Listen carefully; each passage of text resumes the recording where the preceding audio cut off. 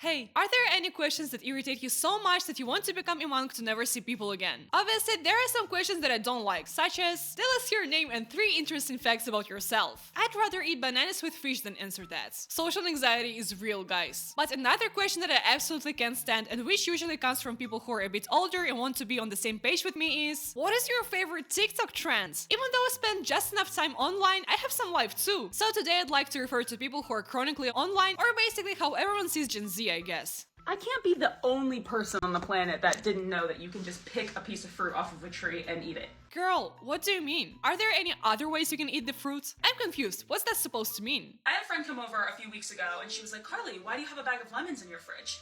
And I said, oh, well, I use lemons in my cooking a lot and sometimes I put them in my sparkling water. And she was just like, no, but why do you have a bag of lemons from the store? And I said, oh, well, sometimes I cook with them and I also put them in. And she said, no, you have a lemon tree outside. Oh no, don't tell me there are people who don't know how to use trees. No hate, just ever since my childhood when my grandparents used me as a manual laborer in their garden, I learned that if you want an apricot, you have to climb up the tree and pick it. Preferably without falling from the tree and making dry leaves fall into your eyes. But again, preferably. And I said, okay.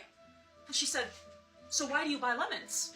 And I said, because I cook with them. And she said, Carly, you have a lemon tree. You just pick the lemons off the tree and you put them in your food or in your sparkling water. And I said, don't you have to do something to them?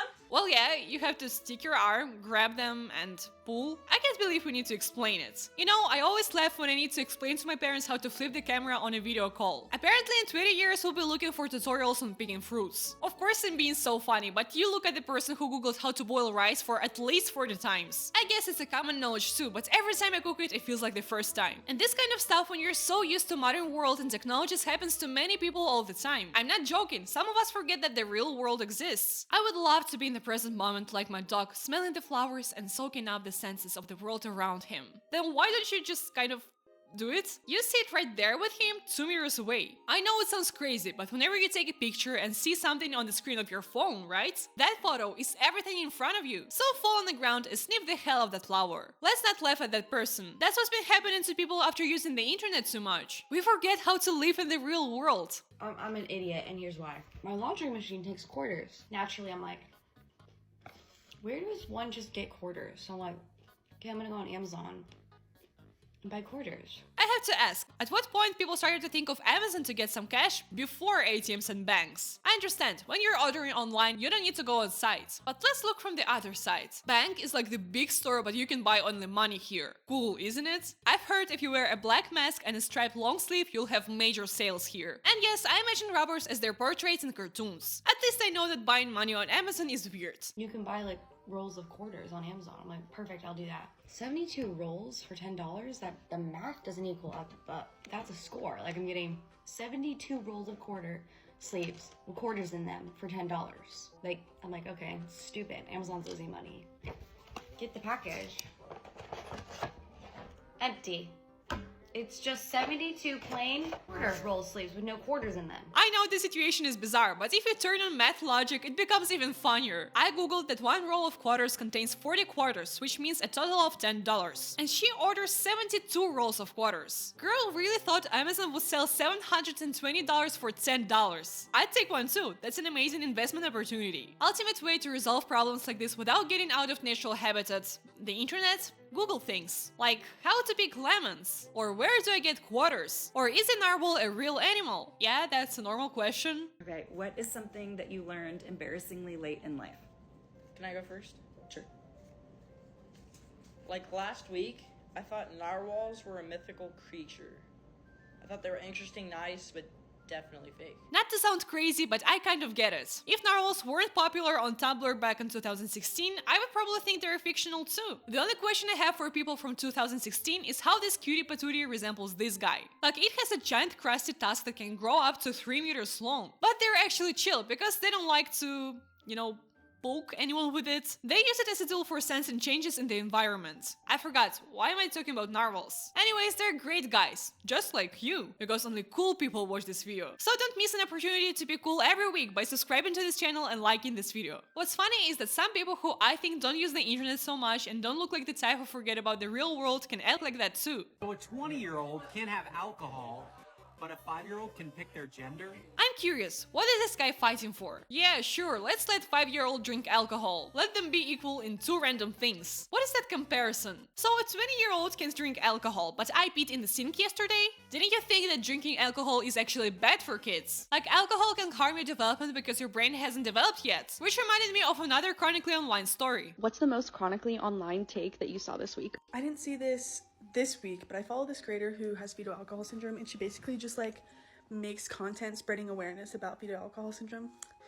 And one time I saw her get a comment from somebody that said it was ableist for her to tell people not to drink during pregnancy because having a disability is not an inherently bad thing. Having a disability is not a bad thing. A bad thing is doing stuff that could or will make your kid disabled. How can you not understand it? Especially when a person with a disability such as fetal alcohol syndrome tells you to not consume alcohol. Why is their opinion less important than someone who's never been in such circumstance? That you should drink during pregnancy if you want to, because purposely avoiding a disability such as fetal alcohol syndrome is ableist. This is so insane. It's not that hard to not drink alcohol for 9 months to make the life of your child easier. Is it ableist to say, I hope my baby will be healthy? That's a normal wish to see your child happy and healthy. And that doesn't make anyone who's not healthy or sad a bad person. Every good parent wishes the best for their children. And unfortunately, when you drink alcohol during pregnancy, you choose a minute of pleasure over the health of your child. Another thing that I find extremely chronically online is making everything in your life aesthetic. When you love your walking pad, but it just doesn't go with your apartment's aesthetic. I don't know what bugs me more, that the paint will be erased in 10 uses, or that even a walking pad has to be aesthetic. I think that there are some things that were designed to be ugly. Like, find me a person who would search for a pink shovel. Funny thing, I'm sure for 1,000,000% that there will be such a person. Or like a coquette thermostat. And I'm actually concerned about this whole aesthetic thing and how it's influencing our lives. These are my favorite non-aesthetic, non-sexy products that actually work. Firstly, when you put a sentence like that, it seems like every product that doesn't look trendy is somehow worse or doesn't work. Secondly, what's wrong with that moisturizer? I think it's really funny how we divide the whole world into trendy things that are worth buying because, well,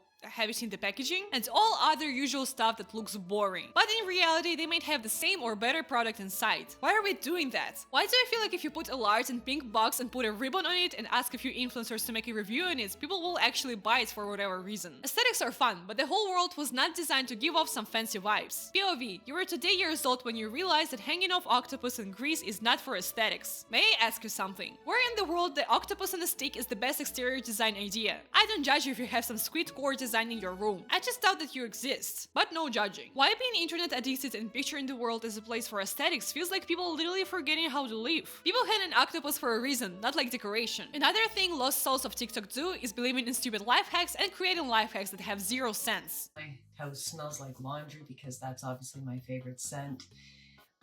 And for those of you who've been watching me for a while, you know that I love Downy Unstoppables. You might think that this life hack is absolutely stupid and no one would think to recreate it. Then you might believe in people's critical thinking too much. Great method. We'll be trying this. Thanks. Just make sure you put it under so it's not visible. That must be a great life hack for those who don't like cleaning. Imagine yourself wanting to clean off the dust from the bedside table. You pick up the lamp and find that sticky stuff that probably made your wooden furniture swollen. And if you thought that comment was ironic, well, I just have to read this for you. I've been to a household that's done this. Everything was sticky and slimy, like it smelled good, but I even found ants and flies in it. I always question how older people believe everything they see on TV. But now I see that younger generations do the same with social media. And I know this life hack is kind of harmless. But what if someone believes it like that household and put the liquid under the toaster like shown in the video? And you know what happens when you add liquid to toaster? Nothing you want to happen in your house. And life hacks that I find even more stupid is everything where you can see this phrase. Grandma's life hack that will save you a tons of money. Your grandma used 3 leaves instead of toilet paper to save money. Nothing like wasting a whole pack of them. But I want to see this video till the end because maybe I'm stupid and I don't get something.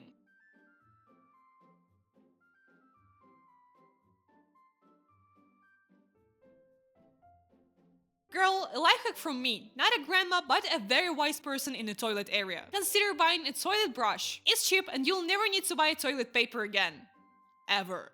But that's not the most absurd thing people do online, because someone created challenges. And I refuse to believe that people don't find it strange to throw stuff on your head for views. And at first it didn't seem so harmful. People were throwing toy balls or snowballs. And I don't know what kind of evolution happened to this challenge that people started to throw bricks on themselves. Are those people just out of their minds? Or do they help natural selection? I don't know what must happen with you to throw a full can on yourself, a chair, a ladder, and even a wheel. You won't believe it, but I saw a video where people threw a knife on themselves. What a great challenge. You either become a TikTok star or end up with concussion. Or in the urn. I think it's the worst feature of the internet. You see someone doing a fun challenge, and since everyone is doing it, you think it's safe and you can do the same. And the internet is full of challenges that will harm you. A skull cracker challenge speaks for itself. The bright eye challenge, where they tell you to put bleach in your eye to make it lighter. I know it sounds like no one in the world would do that for real. But then I want to remind you that as a child, I saw a video where someone said that you need to jump 10 times, turn around 3 times, and clap your hands, and a doll will appear under your pillow. And I did it. I guess I'm chronically online too. So there is a chance that some kids will try it and hurt themselves. And there are some stupid and harmless chronically online things that you can imagine only online. Literally just gave a homeless man 20 bucks and now I need to find a way to steal it back. Because I thought this one was one of those social experiment investments where he would give me 500 bucks. I'm not even surprised at this point. It's been harder to separate trends and social media from the real world. Where homeless people are real and don't film any videos on TikTok. Where you can actually smell flowers without making a post about it. Where you can clean your house not filming another rage bait video. And we realize that it's a problem only when we see consequences. Someone got a TikTok FYP hat burnt into their screen. If you spend around 5 hours on TikTok daily, you lose 75 days a year. It's around 12 years per lifetime. And here comes the serious part. TikTok is ruining your mental health, and please let me tell you why.